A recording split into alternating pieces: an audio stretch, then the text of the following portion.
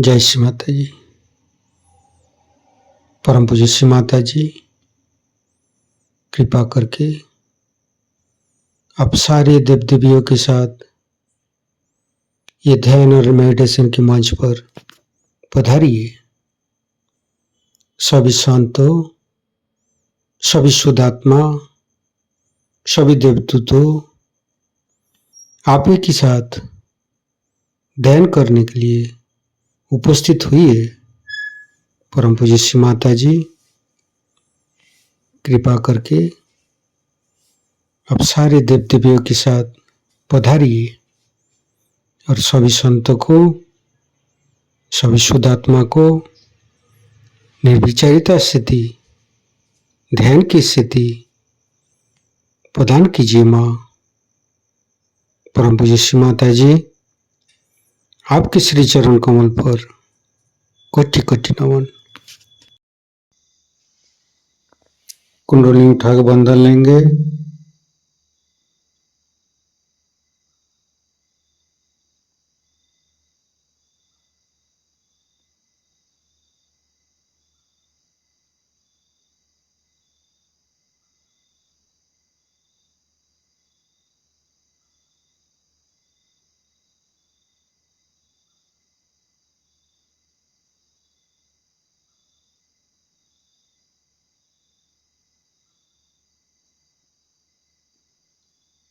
तीनों महामंत्र। ओम तमेव साक्षात् श्री महालक्ष्मी महासरस्वती महाकाली त्रिगुणात्मिका कुंडली साक्षात् श्री आदिशक्ति माता जी श्री निर्मला देवी नमो नमः। ओम तमेव साक्षात् श्री कल्की साक्षात् श्री आदिशक्ति माता जी श्री निर्मला देवी नमो नमः।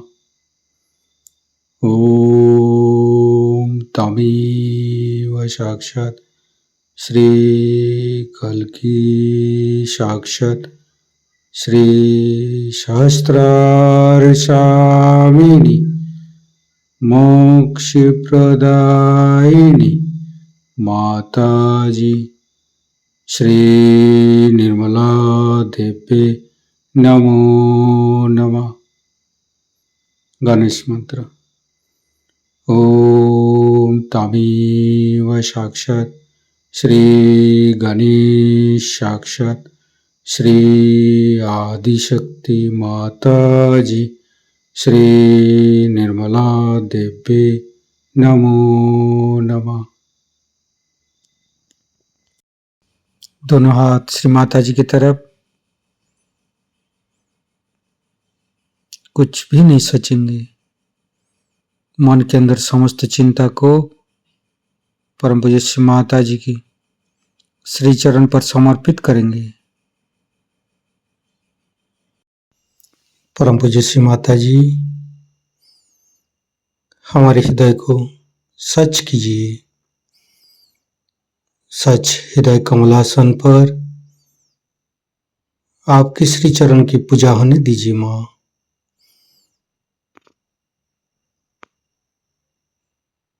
संपूर्ण चित्त मध्य हृदय पर परम पूज्य श्री माता जी की श्री चरण की शीतलता अनुभव करते रहेंगे। परम पूज्य श्री माता जी, हम अज्ञानी हैं। हमारी अज्ञानता के वश में यदि आपकी शान के खिलाफ कोई गलती हुआ हो, कृपा करके अब मुझे क्षमा कर दीजिए। माँ दोनों हाथों की अंगुली के ऊपर चैतन्य लहरें अनुभव करते रहेंगे।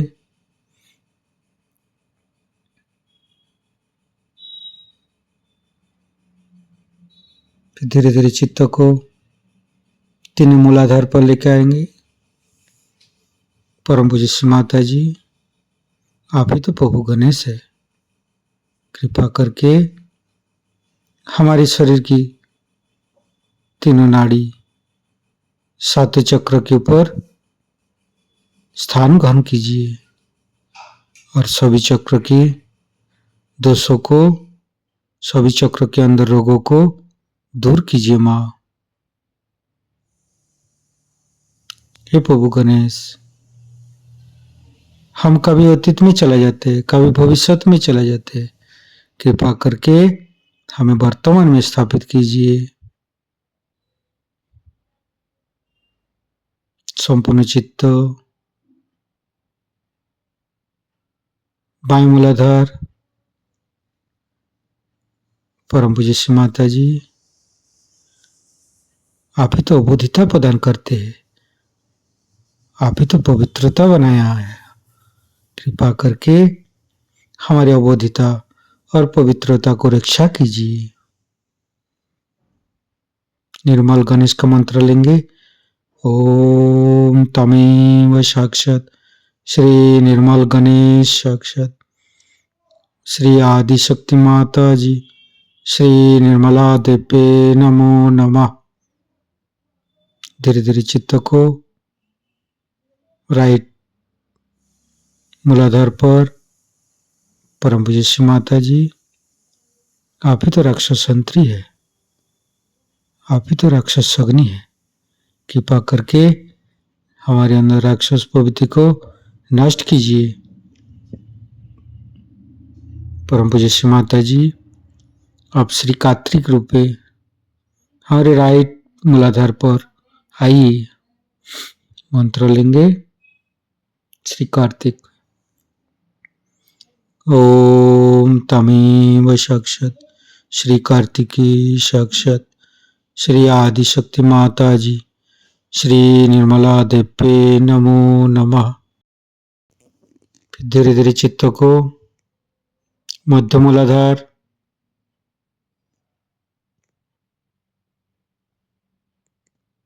ओम गंग गणपते नमः 4 बार करेंगे। ओम गंग गणपते नमः, ओम गंग गणपते नमः, ओम गंग गणपते नमः, ओम गंग गणपते नमः।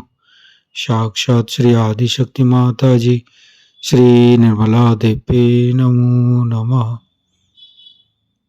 परम पूज्य श्री माता जी, गौरी माता के रूप में हमारे मध्य मूलाधार में आइए और समस्त दोषों को दूर कीजिए।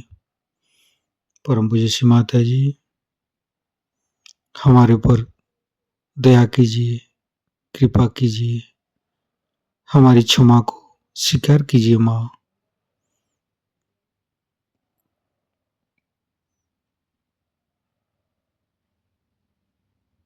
गणेश गौरी माता की मंत्र लेंगे। ओम तमेव साक्षात श्री गणेश गौरी माता साक्षात श्री आदिशक्ति माता जी श्री निर्मला देवे नमो नमः। धीरे धीरे चित्त को तीनों स्वादिष्ठान, तीनों नाभि, तीनों हृदय,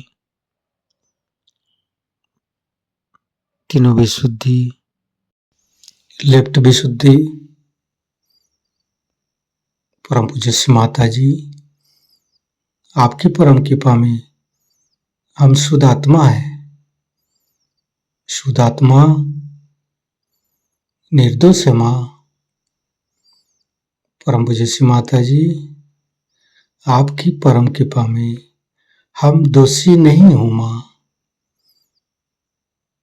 परम पूज्य श्री माता जी, आपकी परम कृपा में हम दोषी नहीं हूँ, निर्दोष हूँ माँ। परम पूज्य श्री माता जी, आपकी परम कृपा में हम निर्दोष हूँ। फिर धीरे धीरे चित्त को राइट विशुद्धि। श्री माता जी, हमारे बानी की माधुर्य आप ही है माँ। आप ही तो हमें वाणी की माधुर्य प्रदान करते हैं माँ। कृपा करके हमारी राइट विशुद्धि पर माँ जसोदा और विट्ठल रुक्मणी रूप में आइए। संपूर्ण चित्त राइट विशुद्धि पर गणेश अथर्वशीष से पाठ करेंगे। ओम नमस्ते गणपतये तमेव प्रत्यक्षं तत्त्वमसि तमेव केवलं कर्तासि तमेव केवलं धर्तासि तमेव केवलं हर्तासि तमेव सर्वं खल्विदं ब्रह्मासि तं साक्षादात्मसि नित्यं हरितं वच्मि सत्यं वच्मि अवतं माम् अववक्तारम् अवसोतारम् अवदातारम् अवधातारम् अवानुचानमवशिष्यम् अवपश्चातात् अवपुरस्तात् अवोत्तरातात् अवदक्षिणातात् अवचोदातात् अवधरातात् सर्वतो मां पाहि पाहि समन्त्रात् तं वाङ्मयस्तं चिन्मयो तं आनन्दमयस्तं ब्रह्ममयो स्तं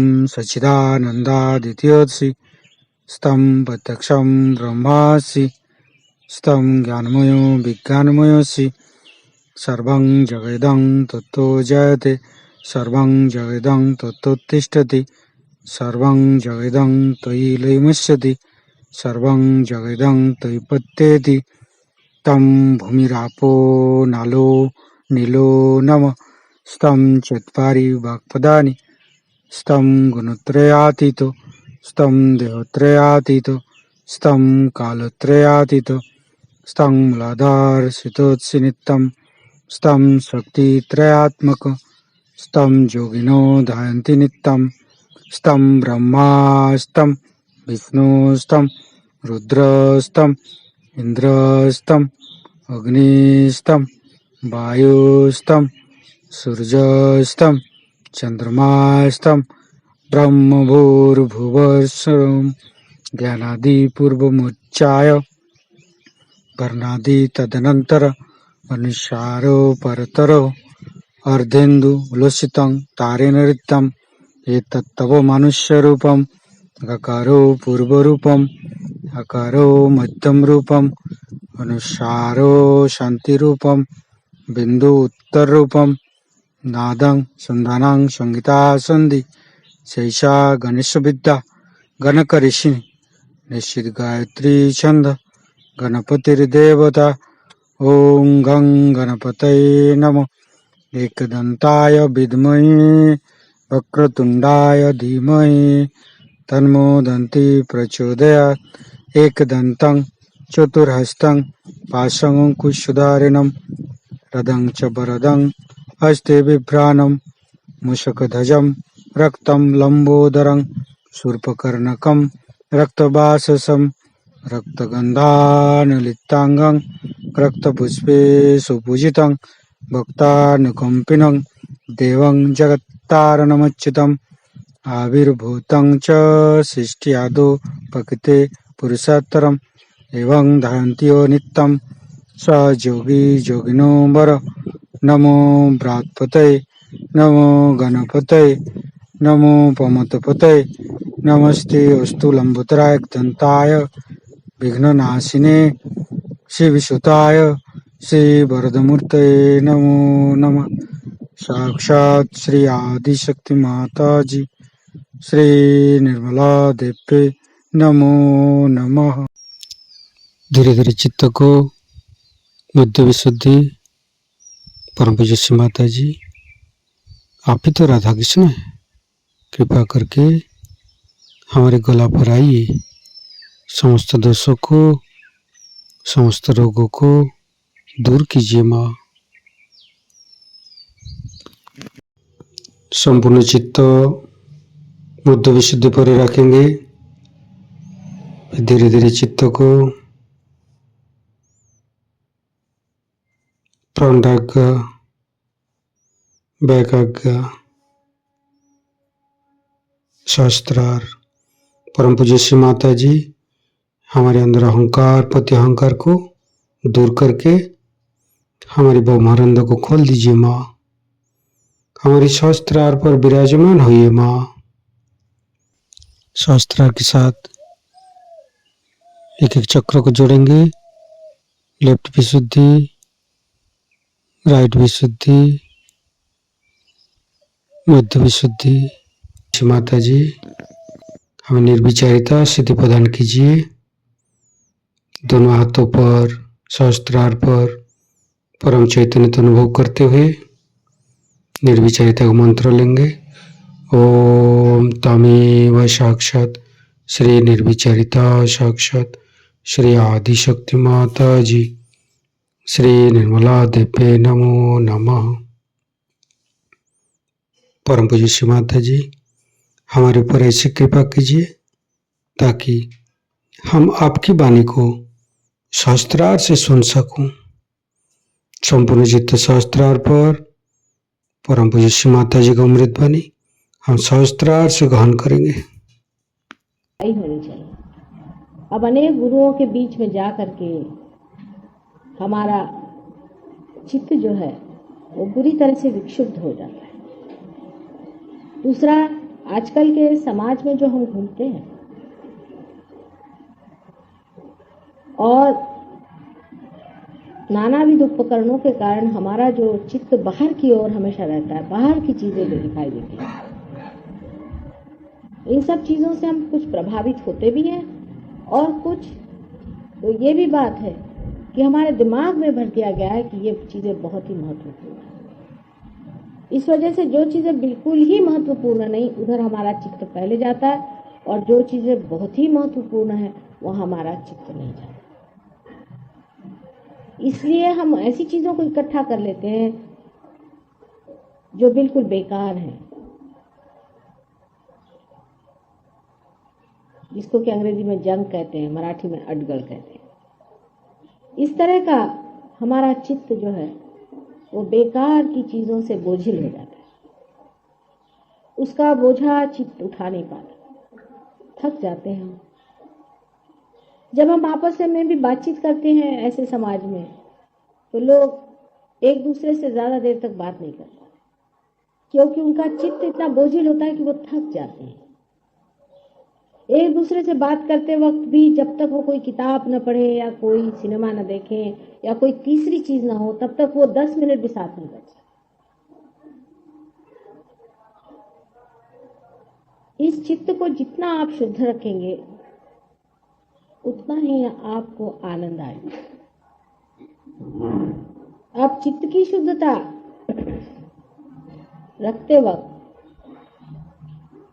ये याद रखना है कि इसी चित्त से ही हमें परमात्मा को जानना है। एक बार परमात्मा को जानने के बाद बाकी जो कुछ जानना है बहुत सरल हो जाता है, क्योंकि आप किसी भी चीज को जब सूत्र से पकड़ते हैं तो वो बहुत दूर तक और सूक्ष्म आप पकड़ पाते हैं।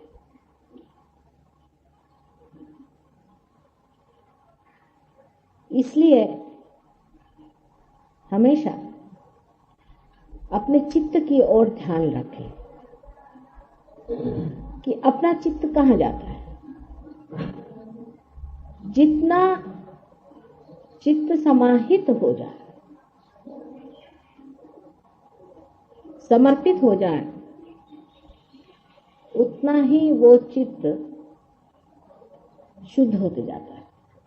ये समझ लीजिए कि जितना आप गंगा में डूब जाएं उतना ही आप पवित्र होते हैं।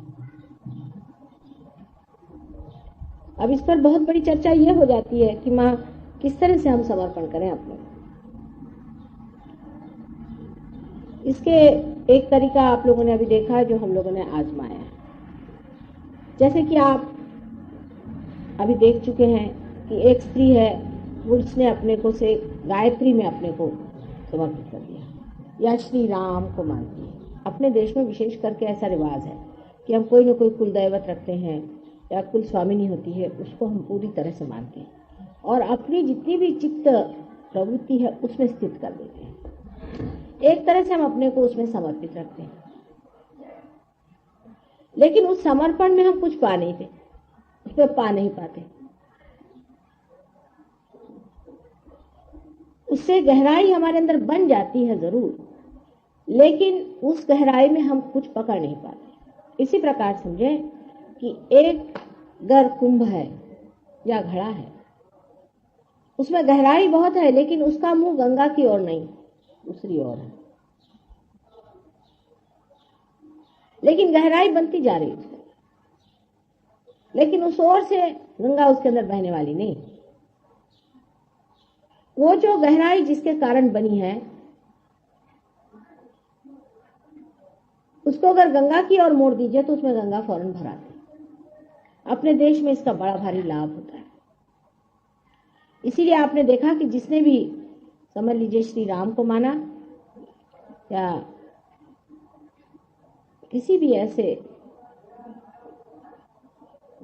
दैवी अवतार को माना है और उस पर अपने को समर्पित कर लिया है, वो अगर इतना ही सवाल पूछ ले कि क्या माता जी आप वो शक्ति हैं, तो फौरन उसके अंदर गंगा बहना शुरू हो जाती है। कितना आसान तरीका सहयोग का है, बताइए। इससे दो लाभ है। एक तो ये है कि आज तक की जितनी आपकी तपस्या है वो व्यर्थ नहीं गई, और दूसरा लाभ ये भी हुआ है कि आपने हमें भी पहचान लिया अनायास। जब पहले बहुत से अवतार संसार में आए थे तो उनके साथ जितने उपद्रव हुए हैं वो आप जानते हैं, और किस कदर लोगों ने उनको सताया ये भी आप जानते हैं।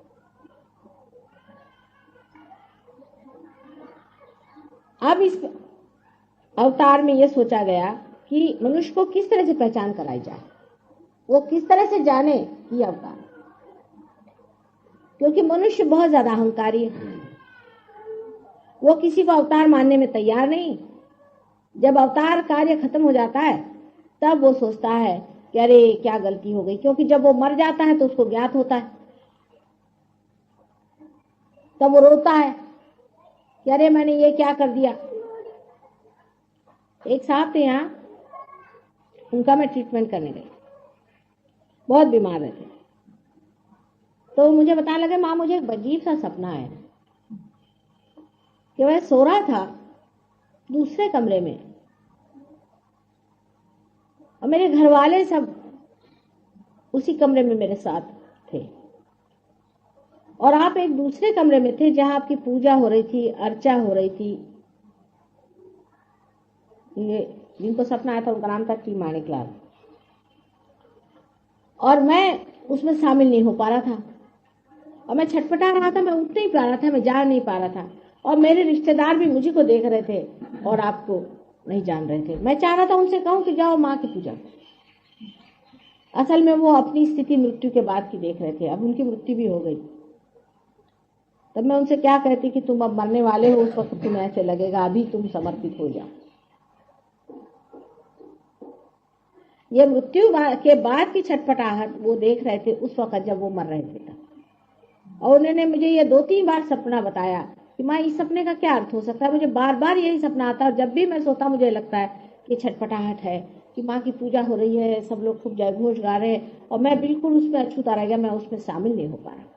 और मैं छटपटा रहा हूँ कि मेरे घर वाले भी उसमें समा है, वो मेरे लिए रो रहे हैं, मेरे पीछे में बैठे हुए हैं, मेरे फोटो लगाए हुए हैं, आपकी ओर नहीं जा रहे हैं, और मैं चाह रहा हूँ कि उन्हें ढकेलूंगा। यह स्वप्न उन्होंने अपनी बीवी बच्चे सबके सामने कहा था, पर अगर अब भी मैं उनको समझाऊं तो उनकी समझ में नहीं आने वाला।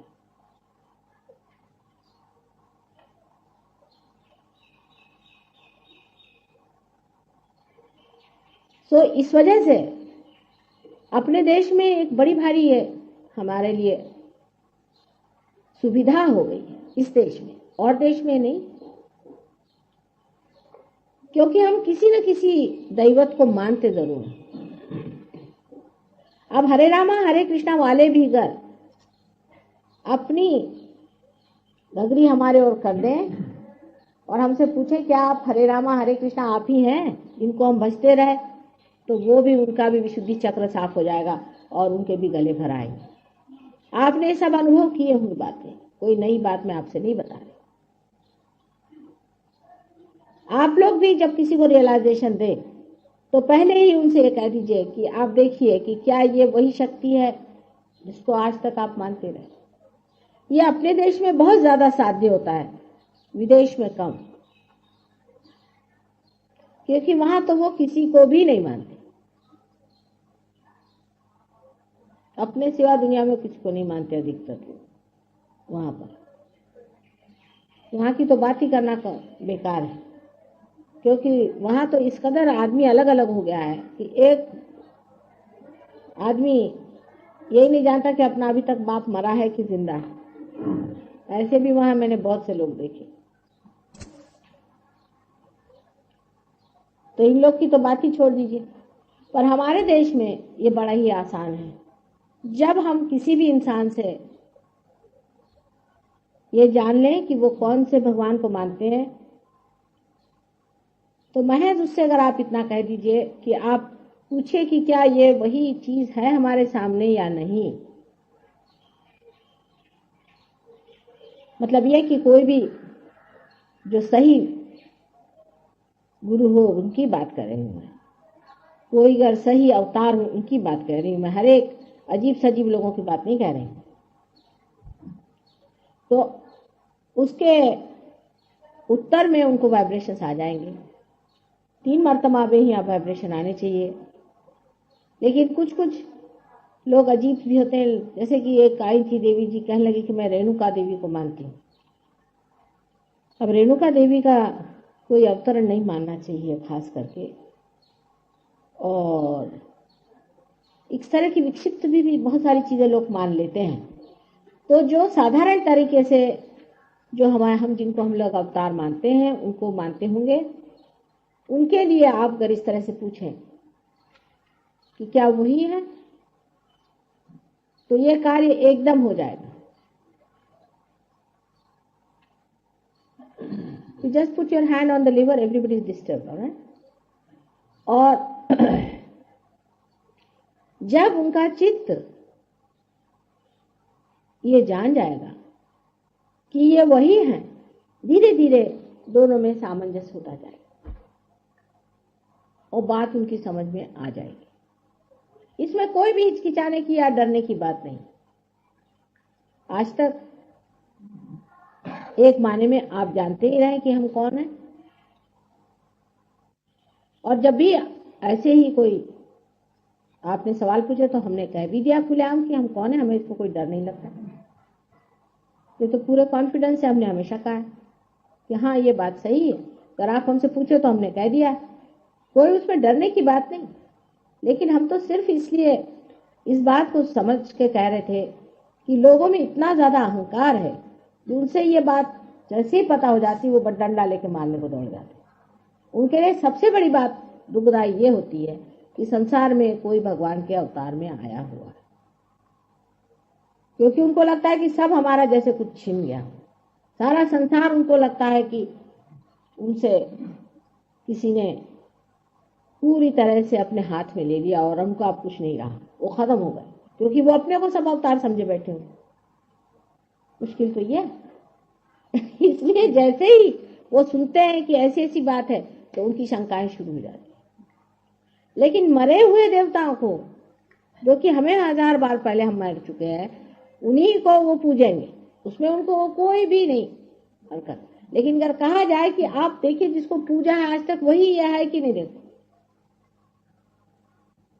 अब कश्मीर में गायत्री मंत्र का बहुत ज्यादा प्रचार है और बहुत लोग गायत्री, जितने भी ब्राह्मण है गायत्री करते हैं, और उन लोग को सबको दुनिया भर की तकलीफें हैं, बहुत तकलीफें हैं। अब उनमें से कुछ तो ऐसे हैं कि वो कहते नहीं अब तो गायत्री छोड़ ही नहीं सकते, और कुछ लोग ऐसे हैं कि जो कहते हैं कि गायत्री से हमें कोई लाभ नहीं हुआ, माँ हमने इतनी गायत्री करी कोई फायदा नहीं, और दूषण देते हैं गायत्री को कि इतना हमने गायत्री करने से भी हमारा कोई फायदा नहीं हुआ, हमें ये बीमारी है, वो बीमारी है, ये तकलीफ है।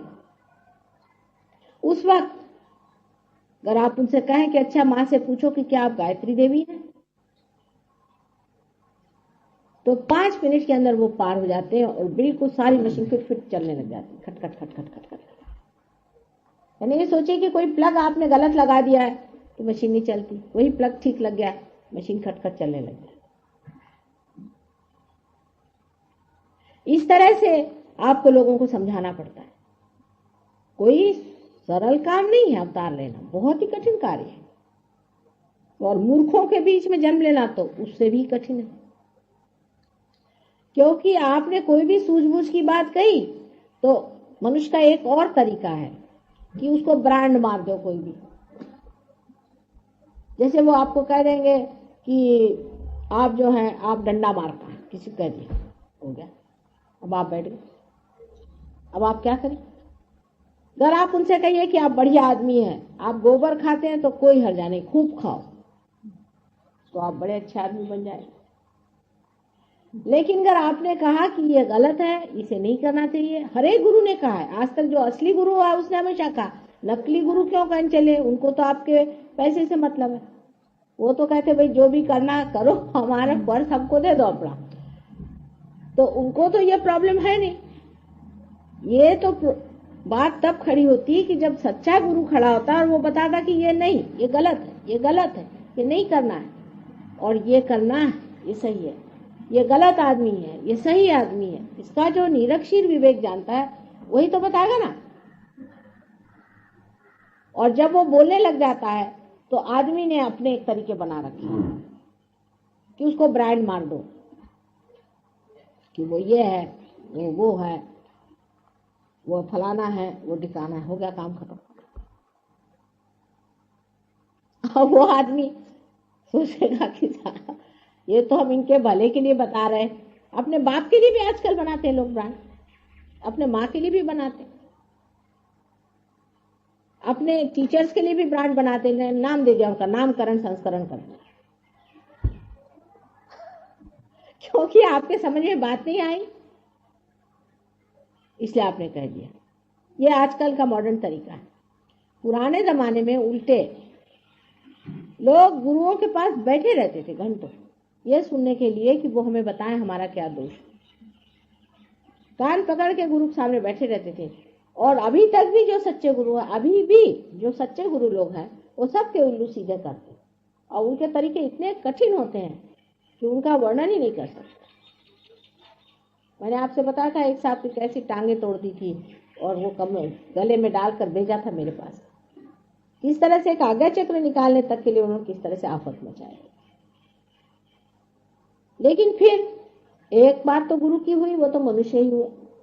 फिर कोई अवतार हुआ, उसके पीछे तो पहले ही से डंडे लेकर लोग खड़े रहते कि अवतार हुआ माने कैसे, उसके घर में ही भूत घुसा देंगे।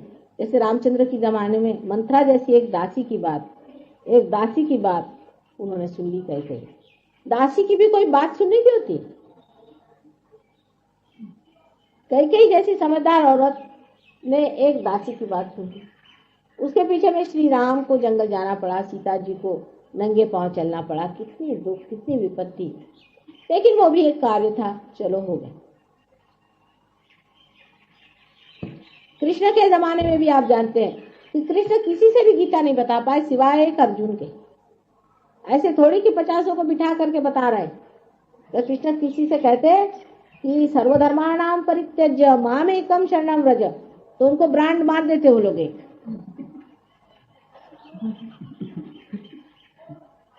वो तो उनके मरने के बाद सब लोग गीता उल्टा पढ़ रहे हैं।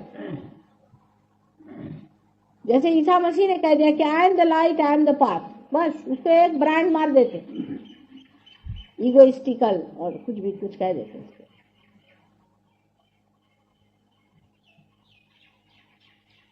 तो अवतार कार्य बहुत ही कठिन कार्य है, इससे कठिन कार्य और कुछ नहीं हो सकता। एक तो आप भगवान हैं, समझ लीजिए। अगर आप भगवान हैं तो आप संसार में आए तो मनुष्यों को जैसे रहना तो बहुत ही मुश्किल है, क्योंकि मनुष्य की आत्या आप में नहीं होती। मनुष्य को समझना तो उससे भी महा कठिन है, बहुत ही कठिन है। समझ लीजिए आप इंसान हैं, अब आप कुत्ते को कैसे समझेंगे बताइए? आसान है क्या? एक मैं आपसे पूछती हूँ, बहुत मुश्किल काम है। फिर आप किसी कीड़े को कौन समझे कि उसकी क्या हैबिट्स है, वो कौन गंदगी में रहता है, किधर घुसता है, क्या क्या गंदगी करता है, आपके तो ऐसी गिन चढ़ती।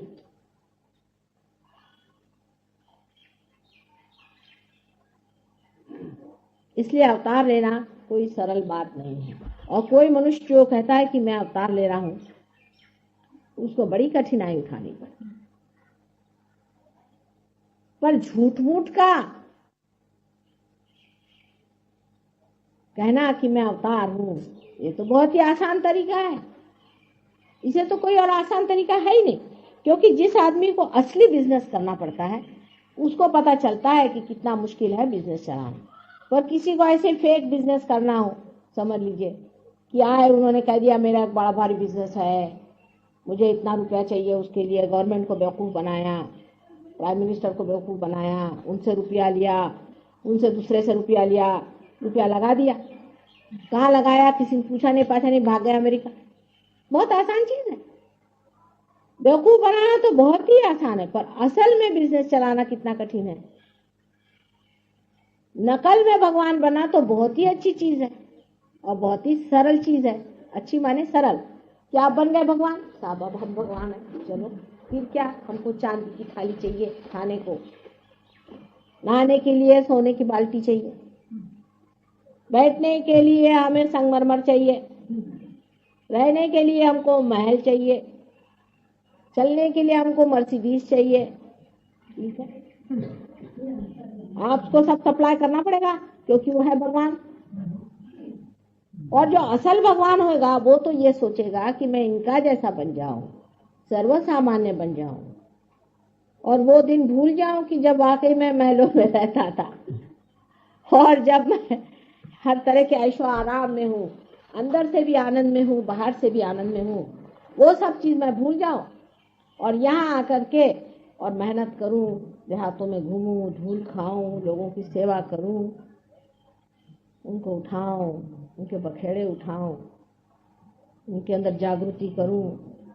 कृष्ण के लिए कितना कठिन था, आप देख सकते हैं कि मथुरा से बेचारे वृंदावन आए, कैसी हालत में आए, वहां किस तरह से एक बाल बाल के जैसे रहे, कितनी विपदाएं उठाई, उनको मारने के लिए राक्षस आते थे, उन्होंने अपनी संहार शक्ति कैसे इस्तेमाल करी, किस तरह से उनको नाग जो था, डोह में नाग रहता था कालिया, उसको किस तरह से उन्होंने मर्दन किया, ये सब आप लोग जानते हैं। उनका जीवन, राम का भी जीवन आप जानते हैं, ईसा मसीह का जीवन आप जानते हैं, मोहम्मद साहब का जीवन आप जानते हैं, ज़ोरास्टर का जीवन आप जानते हैं।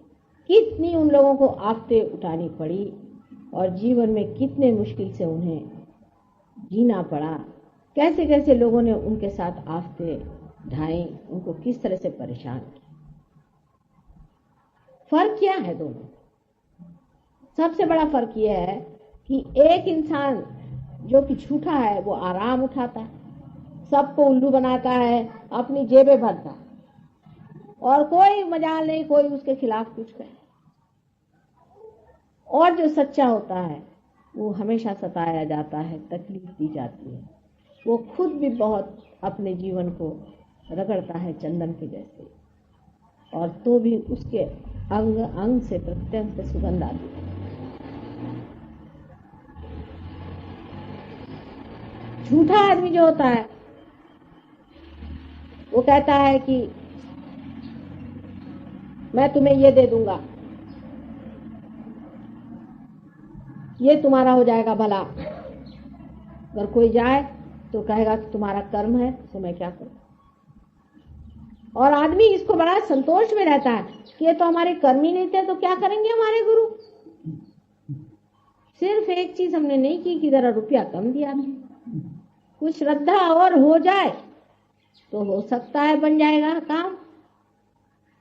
तो फिर श्रद्धा स्वरूपेण कुछ न कुछ उनके पास पहुंच जाता है मामला। झूठ चलता ही रहेगा, झूठ चलता ही रहेगा इस तरह, जब तक वो आदमी बिल्कुल बेवकूफ होकर के एकदम बर्बाद नहीं हो जाए, तब तक वो झूठ में चलता रहेगा। और सच की मेहनत गहरी होती है, रुपया पैसों से खत्म नहीं होने वाला। रुपया पैसा तो कोई चीज होती ही नहीं सच के सामने। सच में आपके हृदय की बात है, उसकी मेहनत असली होती है, उसके लिए मनुष्य तैयार नहीं है। ये तो बहुत ही आसान है, जैसे बाजार में जाते हैं वैसे आप खरीद लो एक दो चार और, इसमें कौन सी कठिनाई है? जितना पैसा हो उसके हिसाब से आप जो भी चाहे खरीदते ही रहते चीज।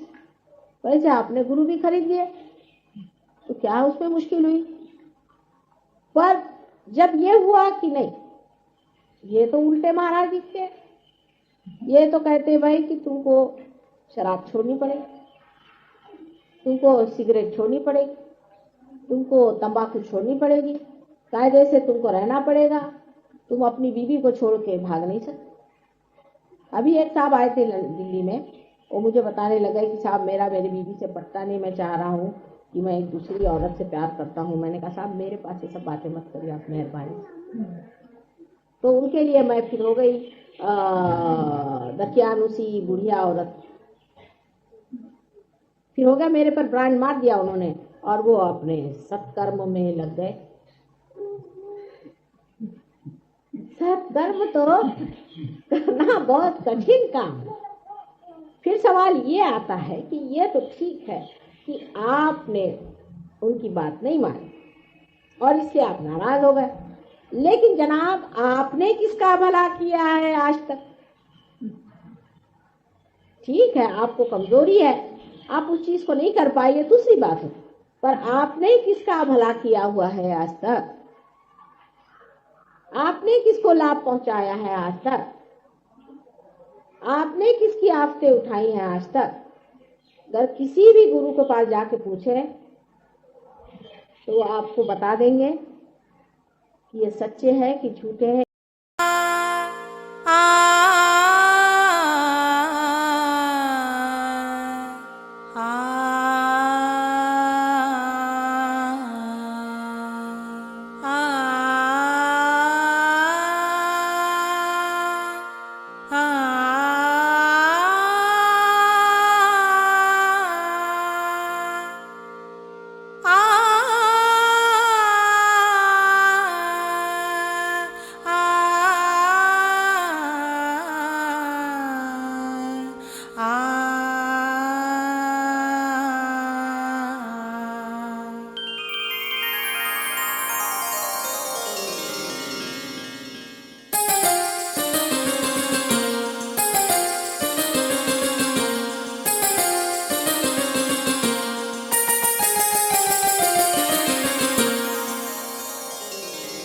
सुघर मधुर पुनि बंसी बजाई, सुघर मधुर पुनि बंसी बजाई, सुघर मधुर पुनि बंसी बजाई।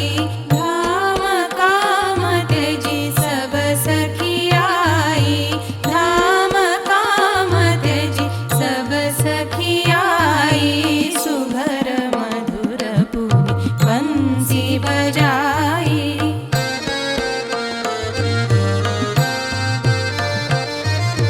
सुघर मधुर पुनि बंसी बजाई, सुघर मधुर पुनि बंसी बजाई, सुघर मधुर पुनि बंसी बजाई।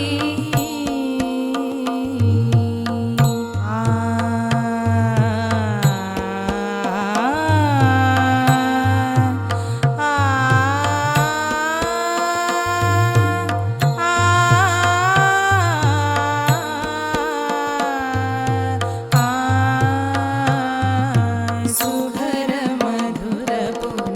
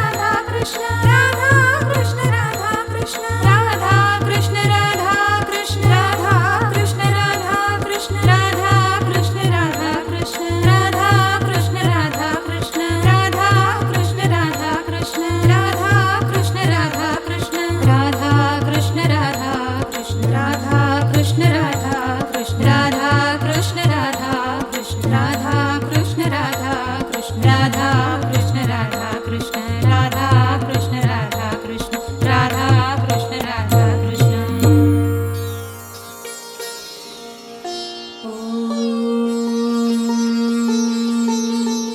श्री राधा कृष्ण साक्षात् श्री आदि शक्ति माता जी श्री निर्मला देवी नमो नमः नमो नमः नमो नमः।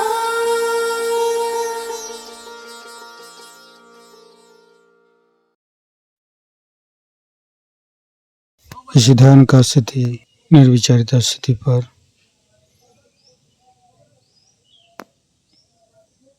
परम चैतन्य अनुभव करते हुए परम पूज्य श्री माता जी आज का ध्यान करा के आपने जो हमको परम चैतन्यित की है, इसके लिए मैं आपको कटी कटी नमन। कुंडली उठाकर बंधन लेंगे।